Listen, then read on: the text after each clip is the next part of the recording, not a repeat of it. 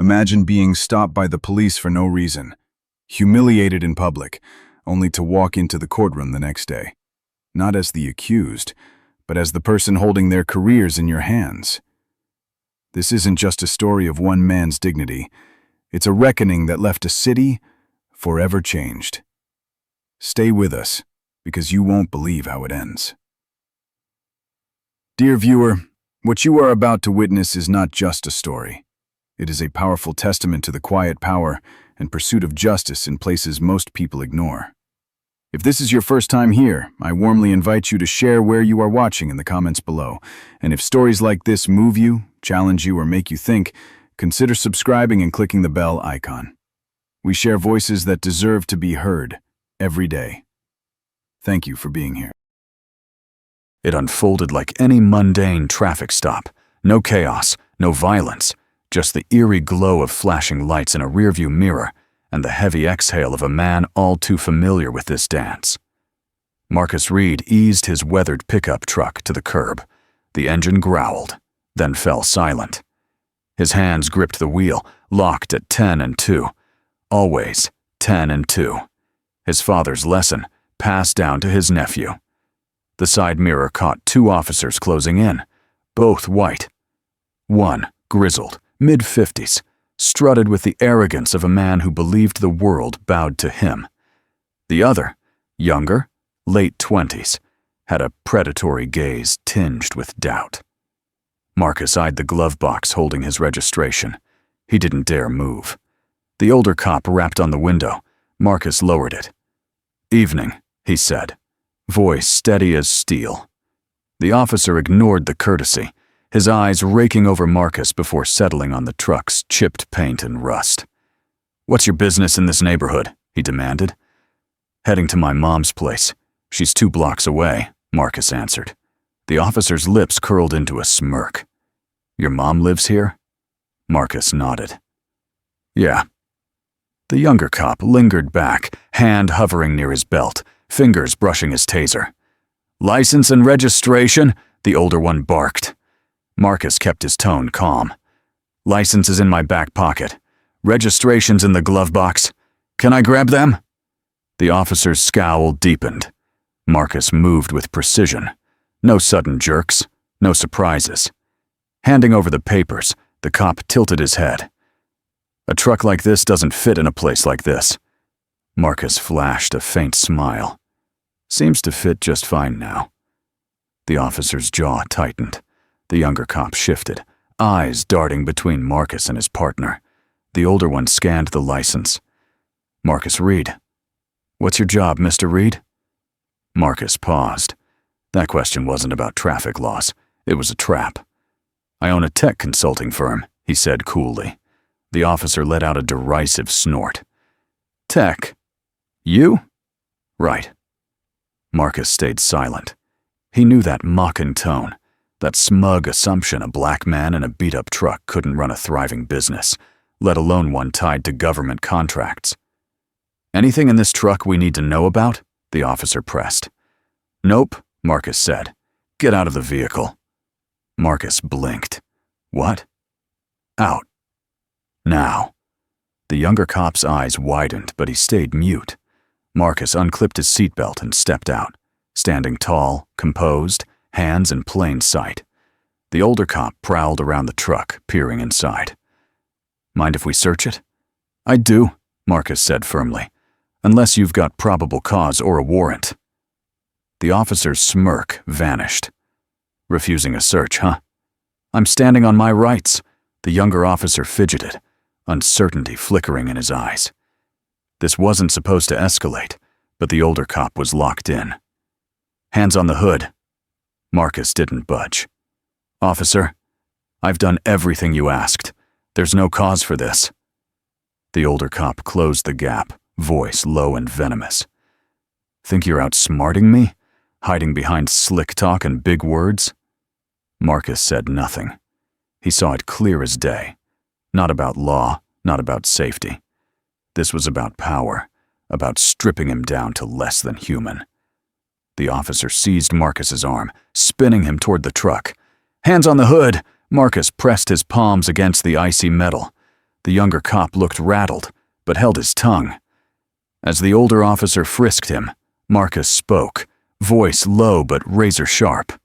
"Officer, you sure you want to go down this road?" The words stopped the cop cold, just for a second. But ego wouldn't let him back off. "I don't take tips from thugs." Marcus's lips curved slightly. "I'm no thug, but you might want to radio your boss before this gets uglier." The officer sneered. "That a threat?" "No," Marcus said. "It's a heads up." Before the cop could snap back, his radio crackled to life. A dispatcher's voice sliced through the night. "Unit 12, supervisor's asking for a status check on Mr. Marcus Reed. Respond now." The older cop's face twisted. "What the hell?" The younger one grabbed his shoulder mic. "Unit 12, subjects detained for a vehicle check. All clear so far." A pause. Then the dispatcher's tone shifted, urgent. "Release him immediately. Subjects cleared. Do not proceed. Supervisor's on the way." The older cop's face drained of color. Marcus tilted his head. "Told you." Before the officers could react, a sleek black SUV screeched to a stop nearby. A tall woman stepped out, crisp white shirt, dark slacks, badge gleaming at her belt. Federal authority radiated from her. She strode forward, voice commanding. "Officers, this stop is over. Return Mr. Reed's documents and stand down." The older cop sputtered. Who are you?" She flashed her ID. "Homeland Security. Mr. Reed is a federal contractor aiding an ongoing investigation. You just stepped into a world of trouble." The younger officer backed off instantly. The older one's mouth gaped, words failing him. Marcus squared his shoulders. "Next time, maybe ask who someone is before you decide what they're not." He took his license and registration, gave the agent a curt nod, and sauntered back to his truck. Behind him, the officers stood like statues, the system they leaned on crumbling beneath them. The next morning, Marcus Reed's name stayed out of the headlines, just how he wanted it. No spotlight, no circus, just quiet. Quiet let him maneuver, let him keep pushing toward his goal. At home, he sat at his kitchen table, coffee steaming beside a towering stack of files. His laptop screen blazed with data, complaint logs, incident reports, excessive force records. His custom software had sniffed out patterns months ago. Traffic stops in this neighborhood hit black drivers twice as hard as white ones. Warrantless searches, baseless arrests. Two names kept surfacing: Sergeant Daniel Pierce and Officer Ethan Cole, the duo who'd pulled him over. But it wasn't just them. Marcus's program didn't stop at rogue cops. It mapped webs of corruption, linking names and cover-ups. This time, it uncovered something massive: a string of stops tied to a civil asset forfeiture scheme. Seized cars, cash, and property from people never charged with a crime. On paper, the funds fueled training and gear. In truth, they vanished elsewhere. Marcus opened a folder labeled Operation Hawk. Inside, dossiers, spreadsheets, names. The police department had a playbook: target those too weak to resist, those without clout or cash to fight back. Marcus wasn't just a tech guru. He was on a federal contract to dismantle this exact racket. Last night's stop wasn't a fluke. It was proof. They were getting sloppy, reckless. He shut the laptop, exhaling hard. His phone pinged. A text from Agent Alvarez. Report confirmed. DOJ's greenlighting the next phase. Brace for blowback. Stay sharp. Marcus fired back. Got it. I'm ready. Across town, Sergeant Pierce paced his office like a caged animal.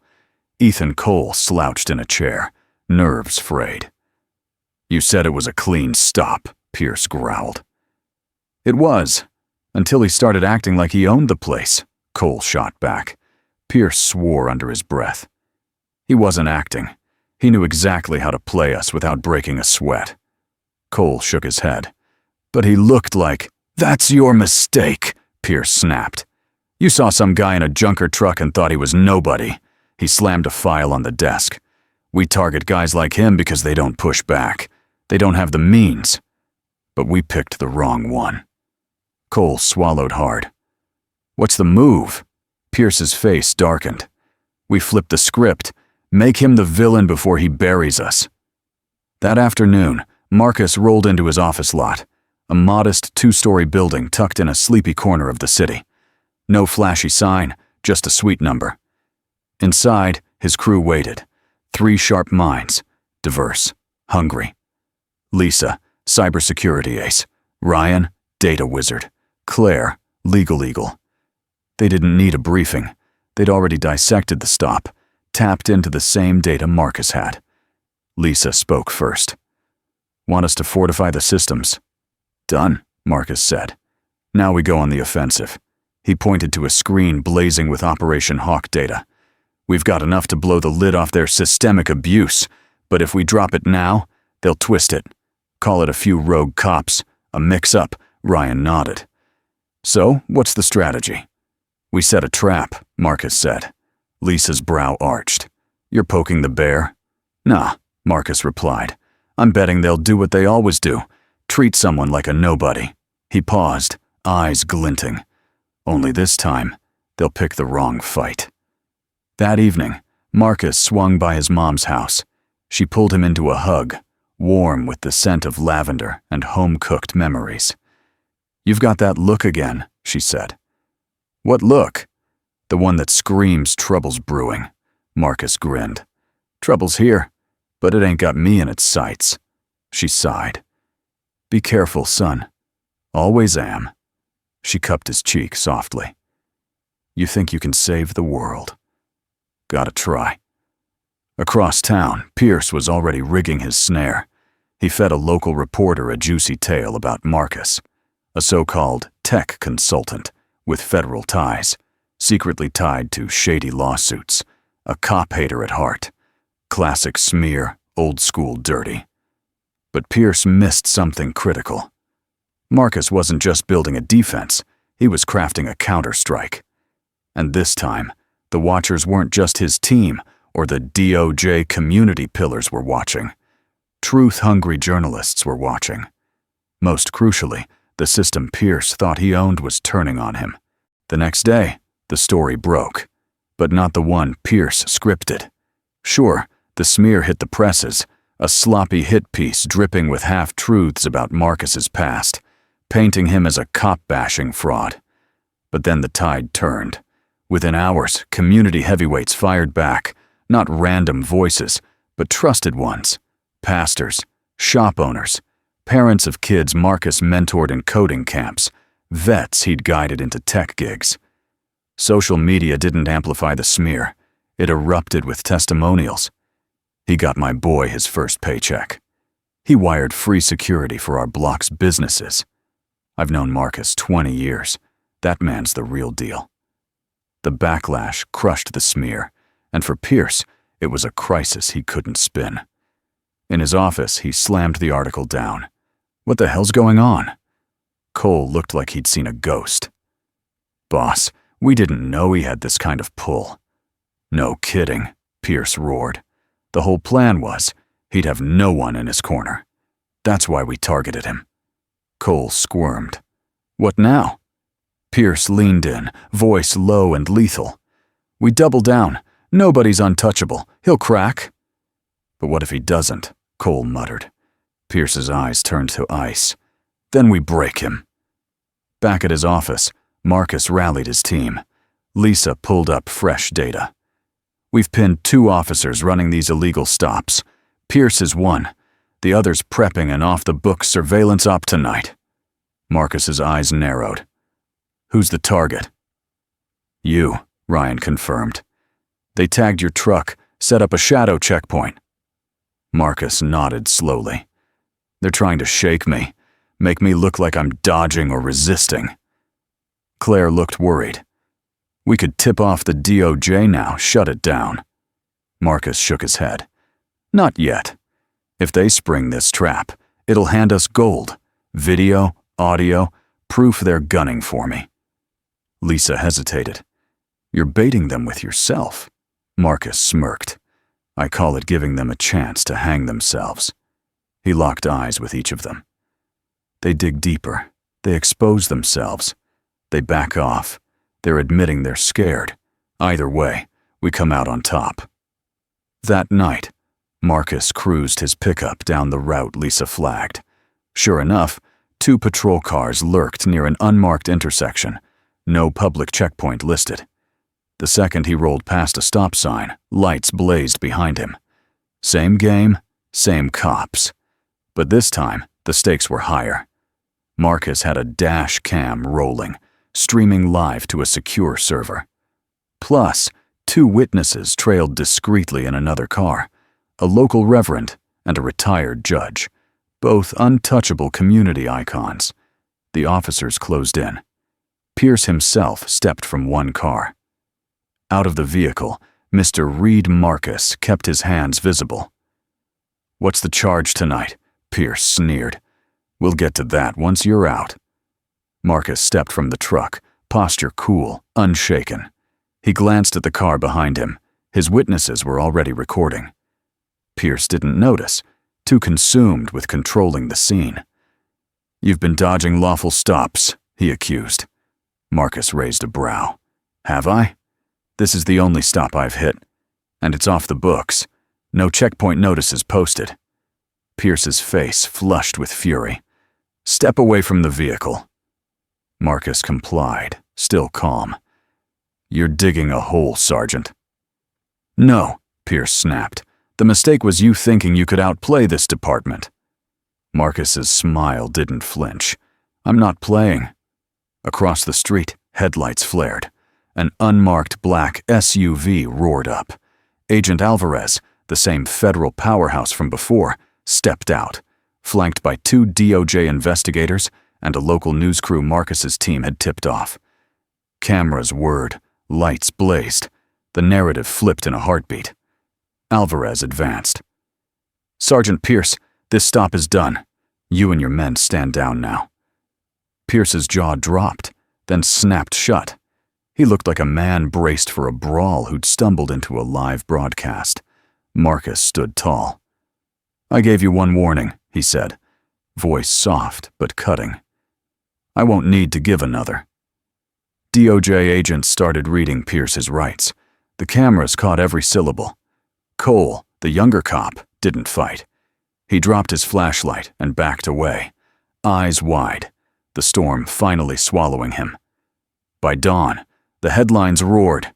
"Community hero exposes police corruption in targeted sting." "Illegal stops spark federal probe." DOJ swoops in on civil rights clash. Marcus Reed at the heart of it all.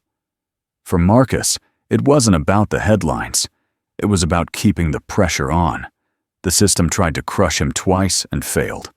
This time, it wasn't just about surviving. It was about making them answer. And the fight was just heating up. The morning after Pierce's arrest, the city buzzed, not just from the news, but from a spark of belief that change might actually stick. At the community center where Marcus taught cybersecurity for years, people didn't just show up, they stood united.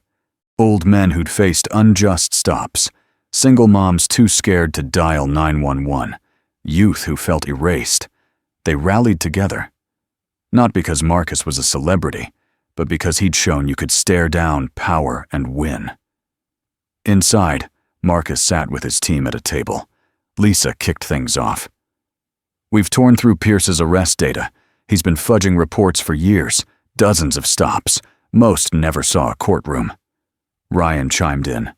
"We dug into the forfeiture fund. Cash grabbed from drivers funneled into ghost accounts. Pierce wasn't a lone wolf." Marcus nodded. "We knew he wasn't. The real question, how far does this rot spread?" Claire slid a folder over. "Farther than we thought." Inside, emails between Pierce and Captain Nathan Wells, his boss. No coded language here. "Target the easy ones. Hit those who won't bite back. Keep the paperwork tight." Marcus leaned back, exhaling. "They built a damn empire," he said. and it's been thriving too long.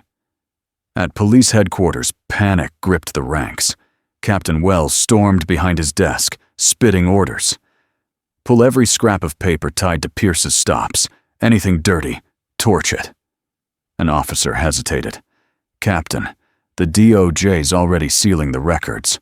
Wells froze, then hissed. Then we rewrite the story before they do. He grabbed his phone. Get the union and our media contacts. Paint Reed as a profiteer. Burn him down. Now. But Wells missed one fatal detail. Marcus wasn't fighting solo anymore. That afternoon, Marcus faced a sea of cameras at a press conference. He hated the spotlight, but this wasn't about him. It was about the faces behind him. Community leaders, families, honest cops who'd stepped up in the last 24 hours. Marcus cleared his throat. For years, crooked cops thought they could bully, scheme, and cash in on the trust of those they swore to protect. He paused, the room hanging on his words. They were dead wrong. Behind him, Lisa hoisted a poster. Operation Hawk exposed. Marcus pressed on.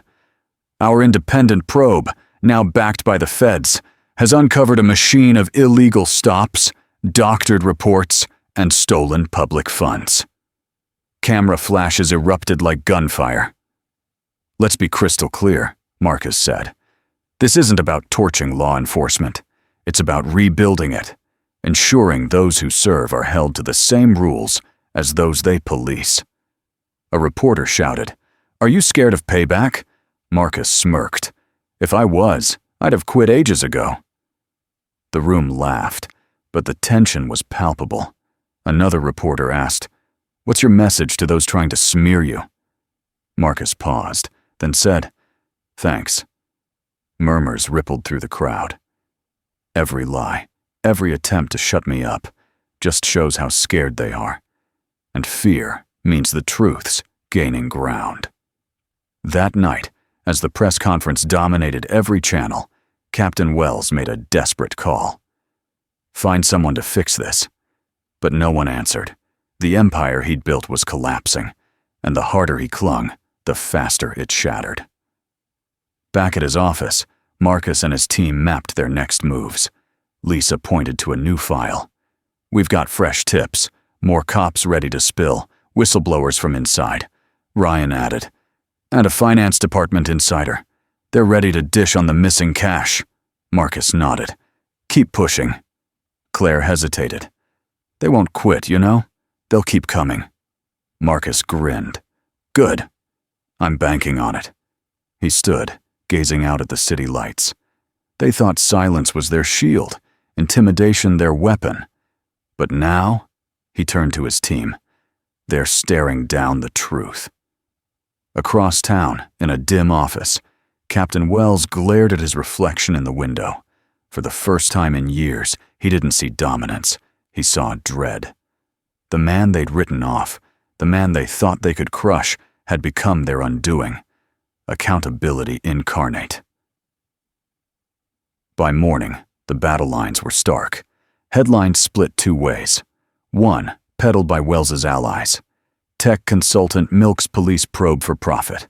The other, racing through indie media and trusted community channels. Whistleblowers rise. Operation Hawk. Worse than feared. Marcus ignored the noise, zeroed in on the next strike. At the office, his team huddled. Lisa pointed to new reports. Finance whistleblower confirmed it. The forfeiture funds were laundered through a sham nonprofit Wells runs, Ryan added. That nonprofit dished out training grants, straight to personal accounts. Claire leaned in. It's not just Wells. 2 city officials rubber-stamped it. This could climb to the mayor's door. Marcus inhaled deeply. They had enough to spark a citywide reckoning, but proof alone wouldn't cut it. They needed the public's fire. People had to see the truth laid bare, and they had to move fast before Wells countered. At Police HQ, Wells wasn't idle. In a locked-door meeting with the police union head and 2 implicated officials, he laid it out. We hit the airwaves, he insisted. Brand Reed a hacker, a spy, Make him the crook. The union boss wavered. We'll need evidence. Wells smirked coldly. We don't need evidence. We need doubt. An official piped up.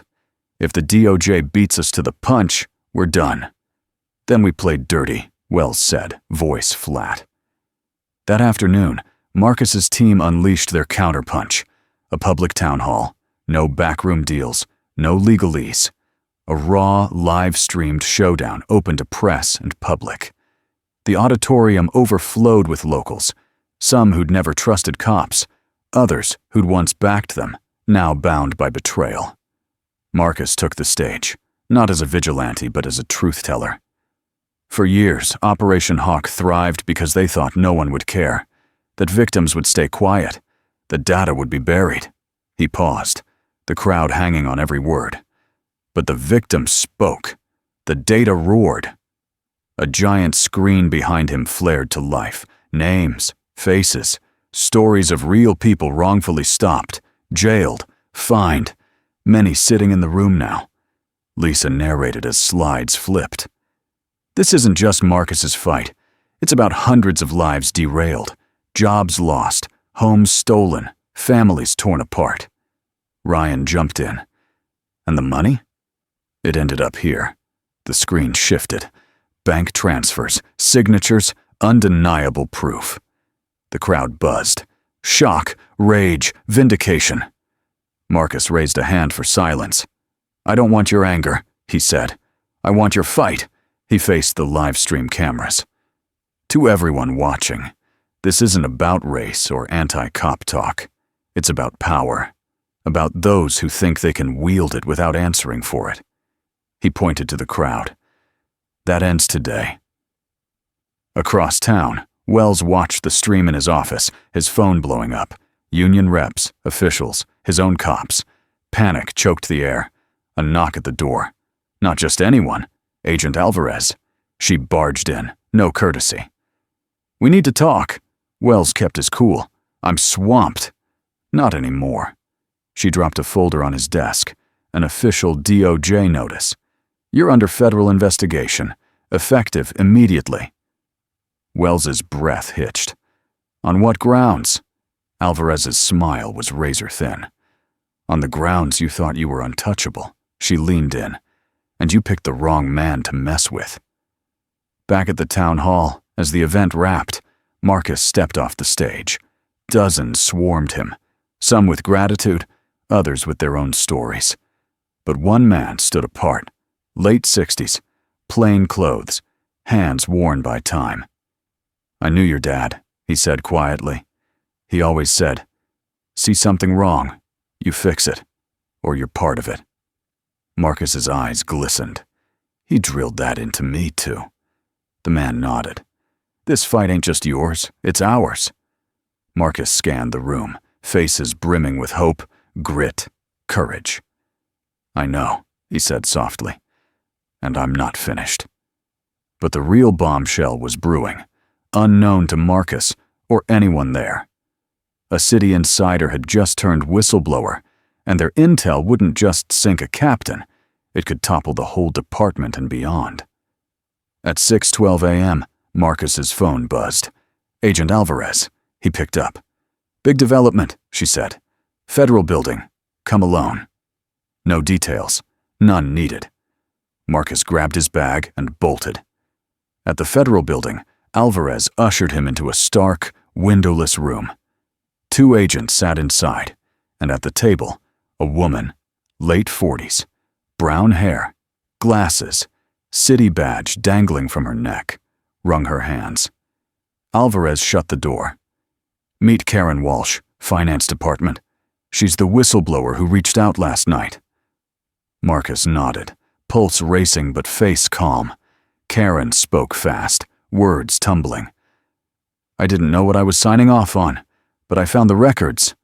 Captain Wells wasn't just skimming forfeiture funds. He was siphoning city budgets, too. Alvarez slid a hefty folder to Marcus. Karen pressed on, voice quaking. I tracked $2.3 million.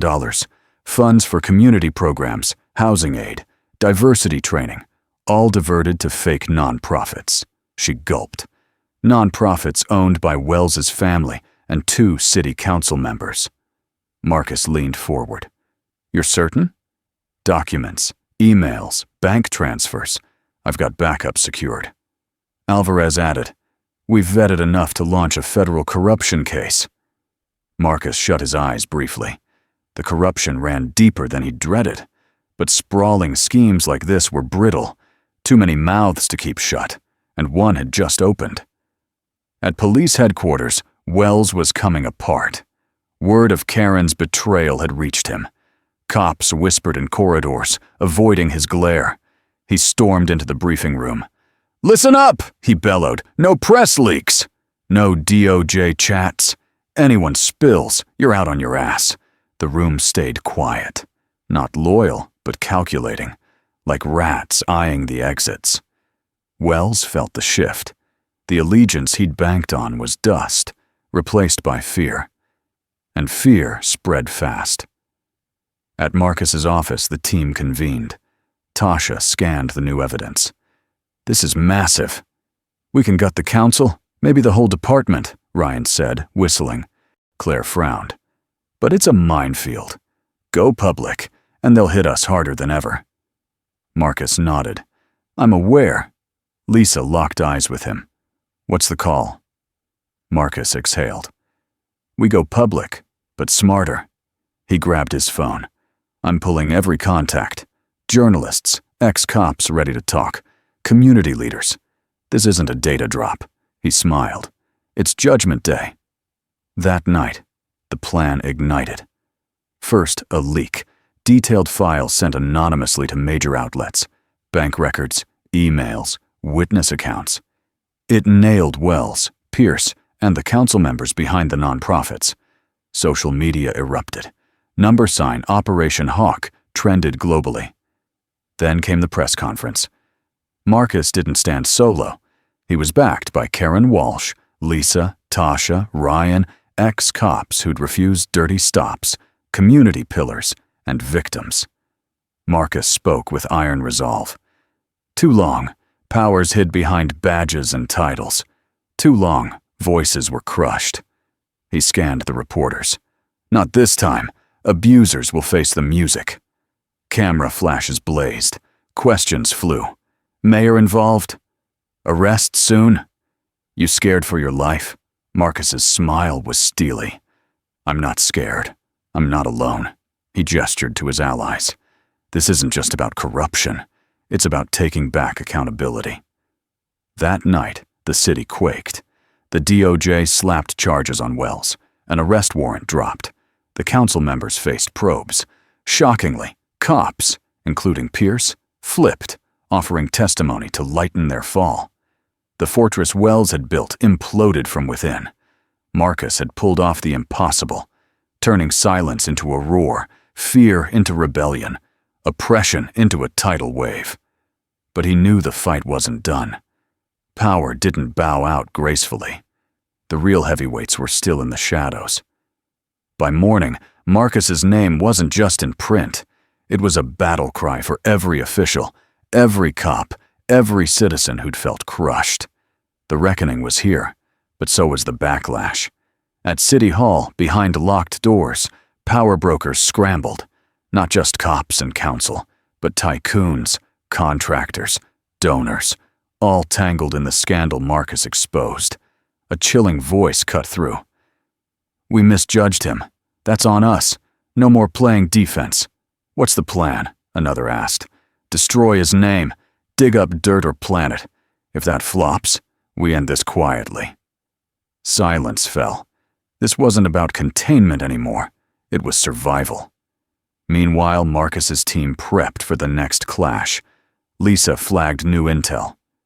Since the conference, we've got anonymous threats. Emails, voicemails. Someone tried hacking our servers. Ryan traced the source. An off-the-books contractor, City hired. Claire's face darkened. They're done with legal moves. Marcus nodded grimly. I saw this coming. Question is, how far will they push? His phone buzzed. An unknown number. We're watching? Stop? Or pay?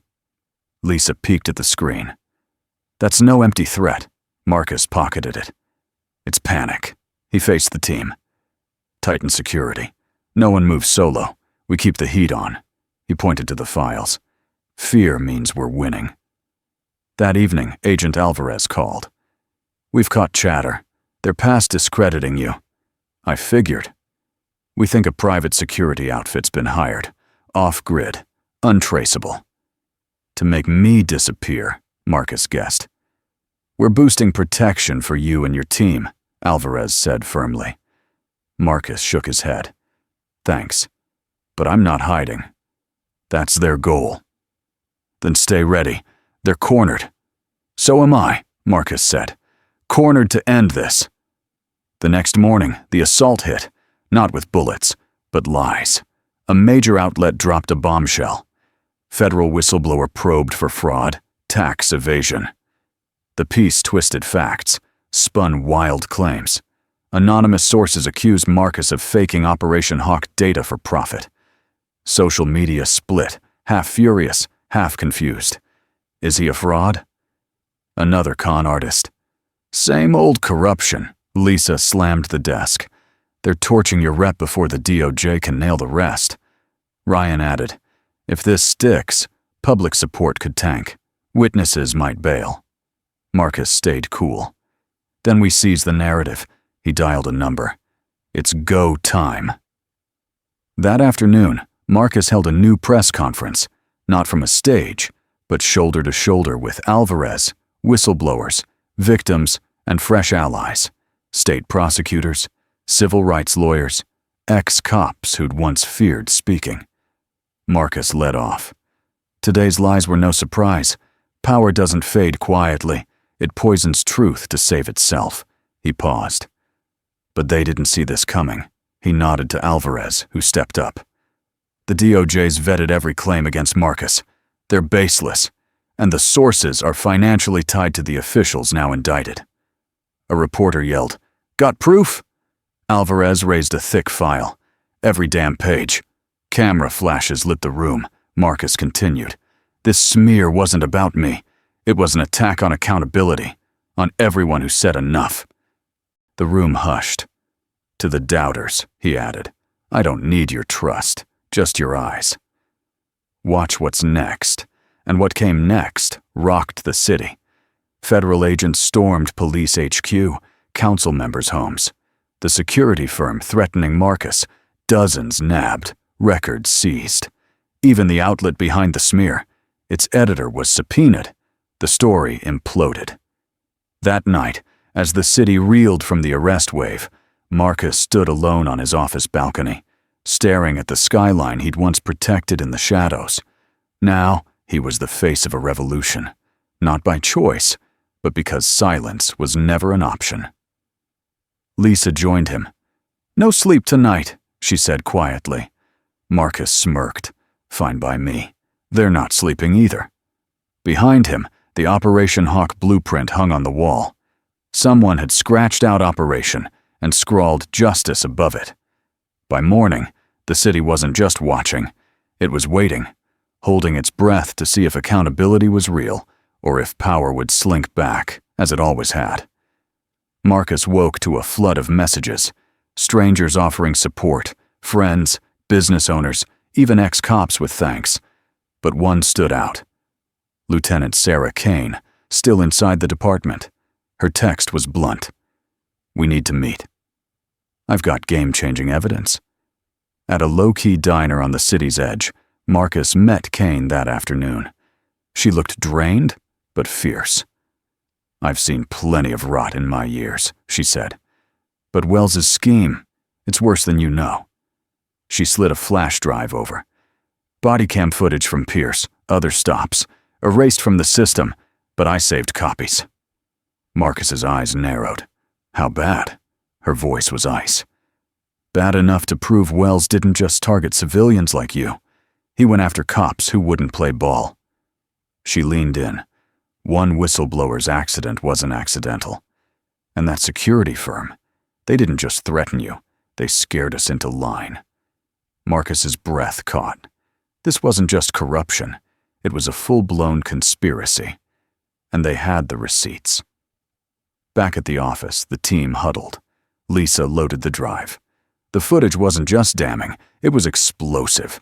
Wells ordering evidence destroyed, intimidating officers, and worst of all, a taped meeting where he bragged about council allies. "They'll shield us. Always have. They owe me." Ryan's fists balled up.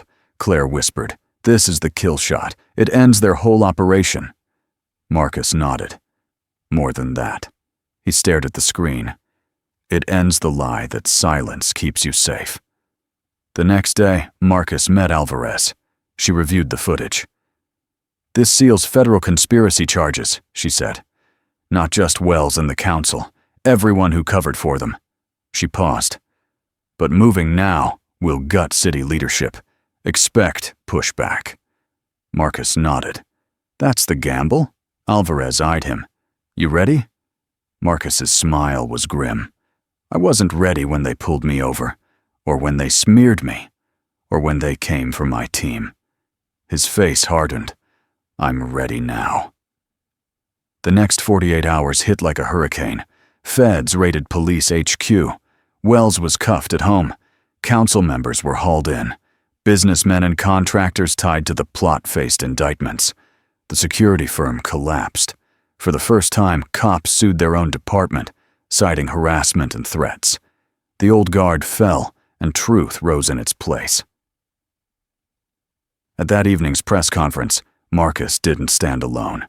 Kane was at his side, joined by whistleblowers, victims, even community leaders who'd once doubted him. Marcus faced the crowd.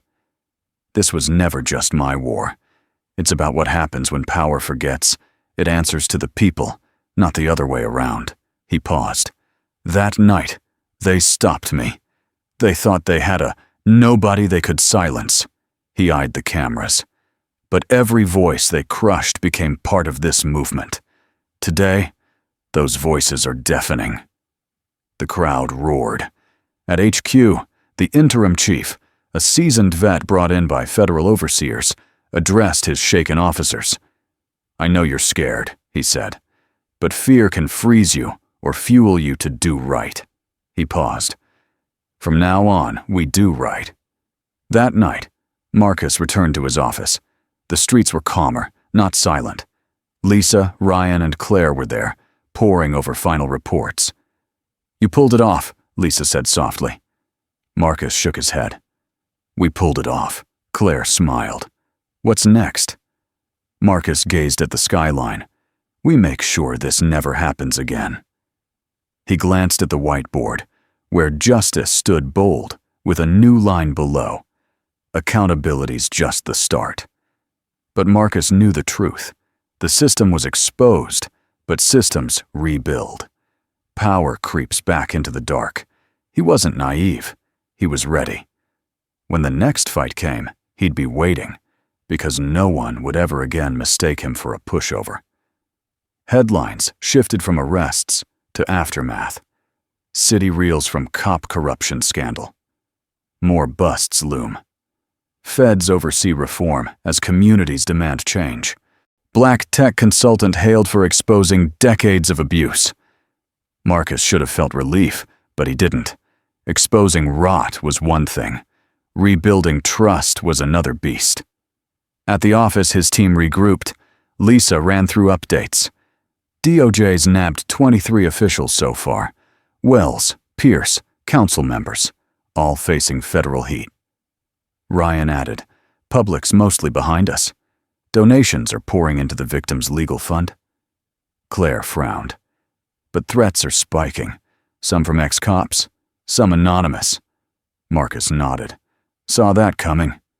He eyed the whiteboard. "Justice. Accountability's just the start. The fight goes on. We've raised their old game," he said. "Now they'll try to block the new one." Lisa leaned in. "Next move?" Before Marcus could answer, his phone buzzed. Another text. Unknown number. "This ain't over. You wrecked lives. You'll pay." Ryan's eyes narrowed. "They're desperate." Marcus stayed calm. And desperation breeds mistakes. The next morning, Marcus met Alvarez outside the federal building.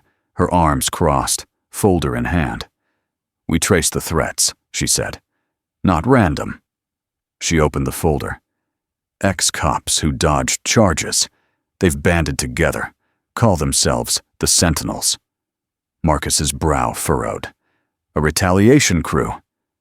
"Exactly," Alvarez said. "They're pinning their downfall on you. Pensions gone, department shamed." She paused. "And they're plotting something." "What kind?" "Not clear yet, but you and your allies are in their crosshairs." Marcus exhaled. "So they're finishing what they started." Alvarez nodded. "But we'll be ready." That evening, Marcus rallied his team. Lisa had hardened their security. Ryan tracked online chatter. Claire synced with community leaders and clean cops inside the department. But Marcus had a bolder plan. "We're not just defending," he said.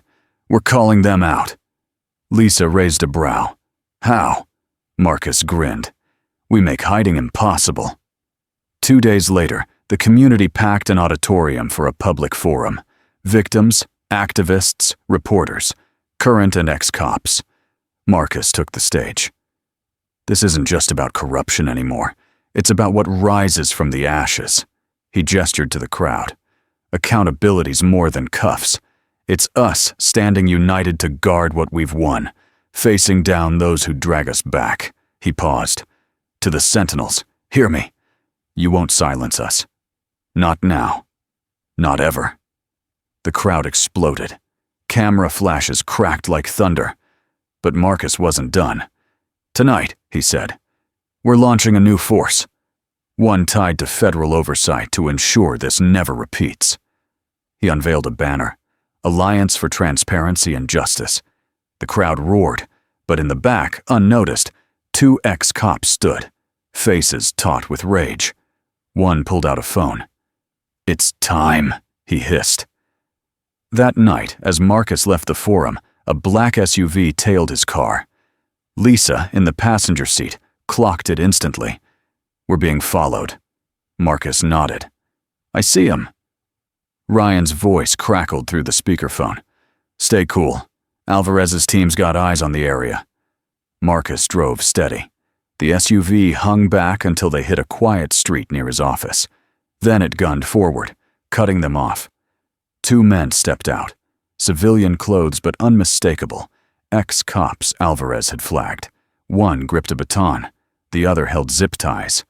Lisa reached for her phone, but Marcus stopped her. "Hold up." He stepped out, facing them with zero fear. "You don't want this," he said. The taller one sneered. "You ruined us." "No," Marcus shot back. "Your choices did that." The shorter one lunged. "Time to shut you up." But before they could strike, spotlights blazed. Federal agents swarmed. Alvarez's voice boomed. "Federal agents, drop your weapons!" The men froze. One dropped the baton. The other bolted, but was tackled in seconds, cuffed face down. Marcus stood unmoved. Alvarez approached. "Nice job keeping your cool." "They were bound to try," Marcus said.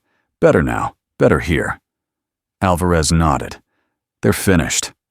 The next morning, headlines sealed it. "Plot to silence community leader crushed by feds." "Ex-cops behind threats busted." "City pushes for reform." For the first time, Marcus let himself breathe. The old system had swung at him. Punishment, fear, silence, and missed. Not because he was invincible, but because he wouldn't bend. Because he knew what the corrupt never grasped. The ones they overlook often bring them down. Months later, the city woke to headlines not of scandal, but of hope. Community rallies behind sweeping police reforms. New oversight board takes shape. Citizens drive change. Marcus Reed passes on official role, stays rogue watchdog. Marcus stood outside the courthouse where it all began. The building hadn't changed, but its aura had. Fear replaced by respect, hope, and the truth that power, when accountable, could serve again. Inside, the Civilian Oversight Board held its first open meeting. Lisa, Ryan, and Claire sat in the crowd. Lieutenant Kane advised the board. Karen Walsh, the finance whistleblower, was now transparency chief. Citizens packed the seats. Victims, activists, everyday folks who finally felt their voices mattered. Marcus stayed outside. He wasn't one for desks or resolutions. His place was out here, watching, ensuring even new systems stayed honest. As he turned to go, Alvarez approached.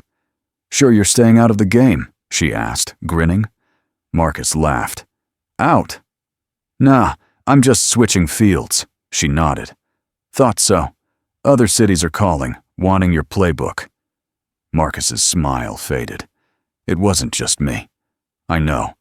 But you proved it's possible." She handed him a folder. "One city's seeing the same abuses you cracked here. You in?" Marcus flipped it open. Data, names, more underdogs. "Always," he said. "The fight's not over." That evening, Marcus rejoined his team at the office. Less an office now, more a movement's nerve center. Lisa updated the whiteboard. Justice. Accountability's just the start. The fight goes on. Below, in bold, never underestimate anyone. They worked late, sifting new reports, new whistleblowers, new communities needing help. Ryan paused. "Ever think what'd happen if they hadn't stopped you that night?" Marcus smiled softly. "Every day. I wouldn't be here. Neither would we. Neither would this change." Claire added, "Sometimes the worst sparks the best." Marcus nodded. "They thought pulling me over was nothing. Just another stop, another guy to mock and forget." He looked at his team. "But they forgot one thing." Lisa grinned. "Never underestimate anyone." Across town, Operation Hawk's victims rebuilt. One launched a business. Another joined the oversight board. A mom once silenced, now taught citizens' rights. A kid Marcus mentored, once wrongfully jailed, studied law. "I want to be the lawyer I needed," he told Marcus, pride in his eyes. Even new cops felt the shift. Training now drilled community trust and accountability. First guest speaker. "Lieutenant Kane," she told recruits. "Never assume your stop's a nobody. Silence isn't weakness. And never underestimate who you're facing." Months later, as the city found its new rhythm, Marcus got a letter. No name, just an out-of-state address. Inside a note. "They underestimated me too. Your fight gave me guts to start mine. Thanks." Clipped to it. "Small-town chief indicted after citizen probe." Marcus folded it carefully. The ripples were spreading. That night, on his balcony, Marcus gazed at the city's glow. Not flawless, but brighter. Not because of him, but because of every voice that refused to break. Every soul that said enough. Corruption thrives on silence, but accountability? It feeds on courage.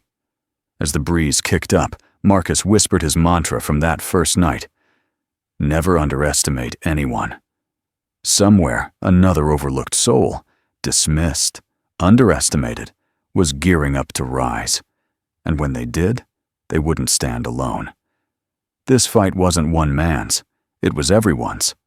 Forever. Some stories don't end.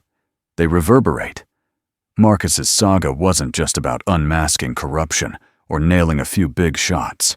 It's a wake-up call. Never underestimate anyone. The quiet guy, the sidelined woman, the calm voice in a storm. Strength doesn't always shout, and justice doesn't always wear a badge. It lives in those who won't quit, who stand tall when sinking's easier, who chase truth no matter the cost. To those watching, especially the seasoned who know the world's gritty truth, here's the real lesson. You're never too old, never too small to ignite change. Your wisdom, your scars, your grit. Those are the tools to rebuild a broken machine. Justice isn't a snapshot, it's a vow, and it's ours. If this hit you, if it stirred your own fire or reminded you of someone who wouldn't be silenced, Keep this story alive. Share it with someone who needs it. Your voice counts, and together, we'll make sure no one's ever overlooked again.